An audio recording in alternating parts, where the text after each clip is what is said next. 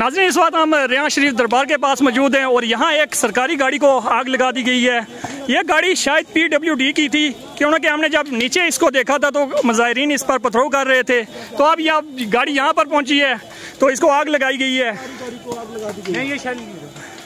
और जो मुजाहिरीन है उनका कहना है कि पहले पुलिस ने हम पर शेलिंग की और अच्छा, तो यहाँ पर इसको आग लगी हुई है। तो मुजाहिरीन ये कह रहे हैं कि इसको ना शेलिंग की वजह से आग लगी है, लेकिन ये मुमकिन नहीं है। शेल ऊपर से गिरा है, शेल इधर गई है, देखें ये नहीं। अच्छा, आग भी लगी है, ये घास, ये जंगल को भी आग लगी है और ये गाड़ी को भी आग लग गई है।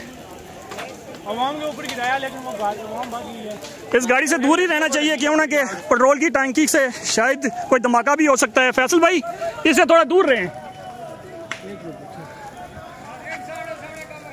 हमारे साथ हमला किया और हमला करने शेलिंग हो रही थी, सब कुछ हो रहा था। उस दौरान में ये इन्होंने जो ना हमारे 2-4 आदमी को रखने गाड़ी के नीचे लेने की कोशिश की, फिर भागने की कोशिश की। तो उस दौरान लोगों ने पकड़ लिया, मगर हमने बड़े बड़े क्षेत्र के यहाँ पर इंसानी जान का नुकसान हो सकता था।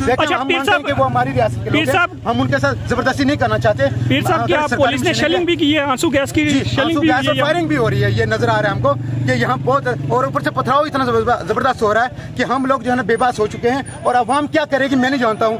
यहाँ ये हालत है कि अवाम के साथ जुल्म हो रहा है, अवाम के ऊपर शेलिंग की जा रही है, अवाम के ऊपर। ठीक है, आपकी बात समझ आ गई कि शेलिंग हुई है, फायरिंग हुई है, उसके बदले में अवाम का जो रद्द अमल है वो बहुत सख्त है। एक सरकारी एहलकार जो है वो उसको वो उनके हथे चढ़ गया, लेकिन आप लोगों ने भी पुरअमन तरीके से छोड़ दिया। ये देख लीजिए, अवाम ने उसको पुरअमन तरीके से जाने दिया और उसको सिर्फ इतना बताया कि भाई साहब आप हमारा हिस्सा हैं, आप हमारे जो थोड़े से नौजवान हमारे जज्बाती हो गए, आप जैसे लोग ना होते तो शायद वो वाकया हो जाता। नौजवान बहुत जज्बाती हैं और हम बार बार कह रहे हैं कि अवामी एक्शन कमेटी पुरअमन तरीके से तहरीक चला रही है। और गवर्नमेंट जो आज़ाद कश्मीर की है, नाम निहाद आज़ाद कश्मीर की, ये पाकिस्तान की या न जाने कहाँ की कठपुतली है।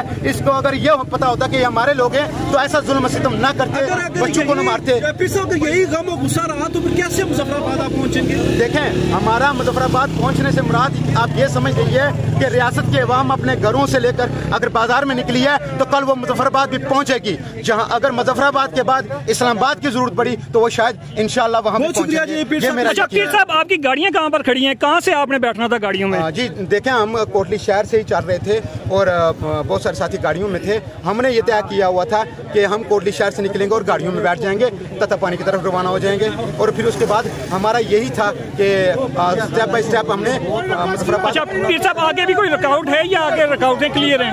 आगे रुकावटें क्लियर हैं, ये सबसे लास्ट है। और यहाँ जो है ना आपने देखा होगा कि 400 से 1000 के दरमियान जो है ना सिपाही लोग मौजूद हैं और वो पहाड़ के ऊपर बैठे हुए हैं और उन्होंने जो है ना वहाँ से शेलिंग और पथराव करना शुरू किया हुआ है। और अब वो कैसे उतरेंगे मुझे नहीं समझ आता।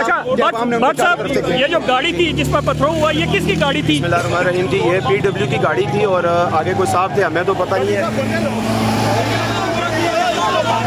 डॉक्टर साहब उनका पता नहीं है कि वो PW में किस रैंक में है, हमें पता नहीं है 18 ग्रेड के या 20 ग्रेड के जो अफसर थे। अभी हमने बाइक पे बच्चों से लड़कों से बचाया उन्हें और सीधे जाके जो रियाशी दरबार है वहाँ पे उनको छोड़ा है बड़ी सेफ्टी से।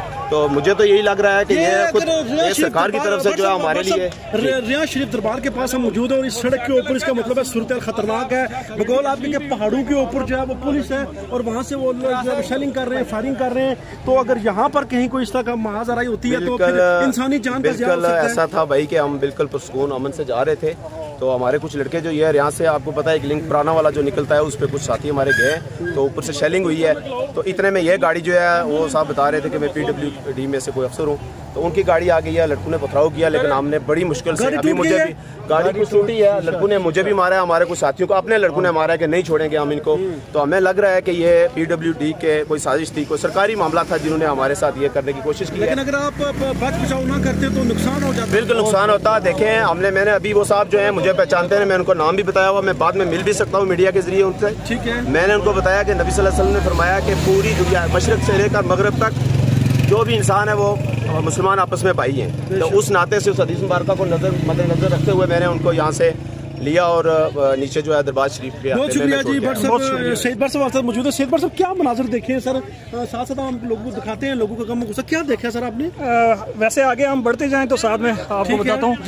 अच्छा, हम इस वक्त रियां के मुकाम पर मौजूद हैं। वैसे तो जो लीडरशिप है अवामी एक्शन कमेटी की, उसने सुबह से ही जहाँ भी खिताब किए उन्होंने कहा कि हम पुरअमन हैं, हमने अमलाक को नुकसान नहीं पहुँचाना, आपने किसी बंदे को नुकसान नहीं पहुँचाना। हमने भी बड़ी जान मारी है, लोगों को बड़ा पुखड़ा है कि खुदा का वास्ता ये काम आपने नहीं करना है। जी जी, लेकिन उसके बावजूद जब ये काफिले, इनका कहना है कि हम यहाँ पहुँचे तो ये जो ऊपर पुलिस खड़ी है पहाड़ों पर, इन्होंने यहाँ पर शेलिंग की है, उसके बाद माहौल जो है वो ख़राब हुआ है। नहीं, जब नौजवान गुस्से में थे तो बच बचाव हम भी करवा रहे थे, बाकी इनके लोग भी करवा रहे थे, तो उस वक्त बेसिकली हम भी खतरे में थे। जी बिल्कुल ऐसा ही है। ऊपर से शेलिंग हो रही थी और ये लोग तो कह रहे हैं कि फायरिंग भी हुई है, लेकिन हमने फायरिंग की आवाज़ तो नहीं सुनी। हाँ, हमसे आने से पहले अगर कोई शेलिंग फायर हुआ हो तो पता नहीं है उसका। ठीक है, बहुत शुक्रिया जी भट साहब।